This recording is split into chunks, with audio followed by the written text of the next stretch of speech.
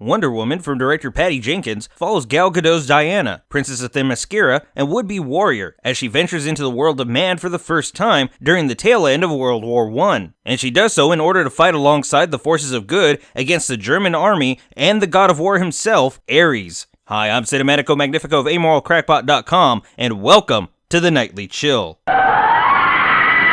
The unpopular truth at the moment is that Wonder Woman not only fails to be Warner Bros. And DC Comics' saving grace after 3 highly faulty entries in their own cinematic universe, it not only fails at this, but it also fails to be an outright good movie. Despite the misplaced praise that the movie is getting from a large number of critics and fans for having a much lighter tone, much needed humor, and a female lead, Wonder Woman still struggles with the exact same problems that plagued her predecessors.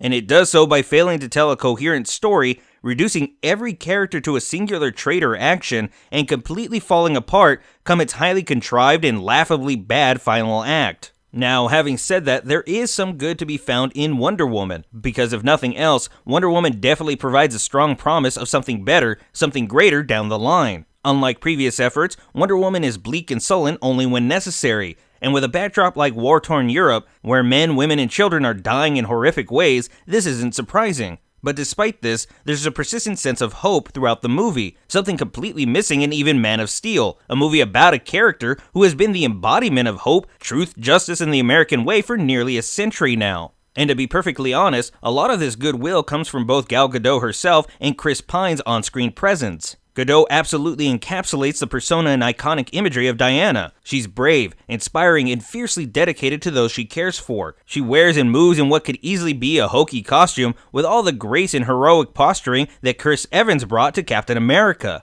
In addition, Chris Pine's Steve Trevor almost out-Boy Scouts Captain America despite being a mere mortal man. But he brings the world-weary and world-savvy perspective of the modern age that contrasts wonderfully against the incredibly naive and innocent Diana, who until now has never left Paradise Island. Now, that said, these great performances are squandered due to Jenkins and company failing to do anything of value with them. Diana, for example, simply wishes to put a stop to Ares and thus the entire concept of war itself. Steve, meanwhile, wants the same thing, but is aware, like any of us watching the movie, that war is a concept, an inherent dark part of human nature. It isn't something that can simply be stopped. But this conflict, as often as it pops up while Diana and Steve trek across war-torn Europe, never really goes anywhere. Neither Diana or Steve are changed by their experience. Diana starts and ends her own movie the exact same way. Steve does as well. Worse, there are far too many characters that are no more than plot devices, tools to deliver a witty line, keep the plot moving forward, or to be the face of some vague, menacing evil, but they never actually contribute to the plot or story.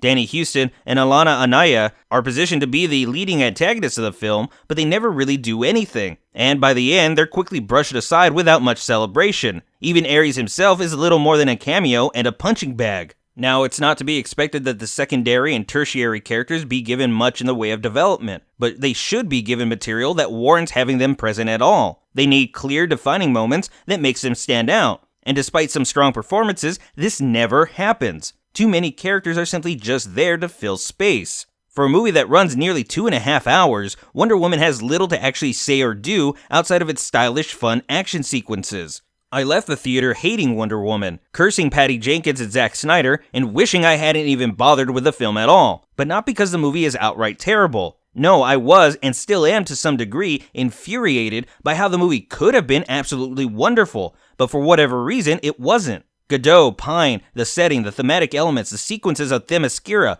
and in the trenches of World War I, all beautiful in either concept or execution.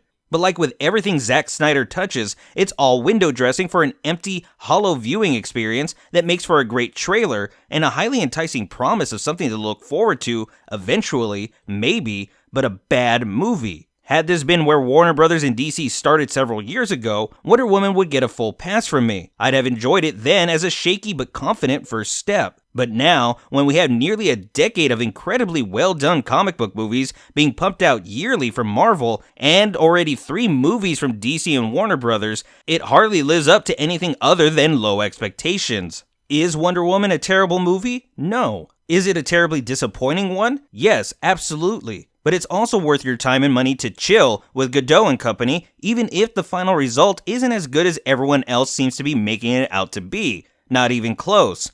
It's fun and entertaining enough, something the previous 3 entries by DC and Warner failed to be. And if Warner and DC can keep the promise Wonder Woman makes, it will definitely have been worth it, but only time will tell. That's gonna do it for us tonight on the Nightly Chill. If you enjoyed this video, be sure to like, subscribe, and follow, and also be sure to leave me any questions, comments, suggestions for future reviews, and maybe even discuss today's movie at greater length. And as always, this video is brought to you in part by our viewers. If you'd like to learn how to support this and other projects, please visit amoralcrackpot.com or check the description below. But until next time, y'all need to make like a tree and get out of here.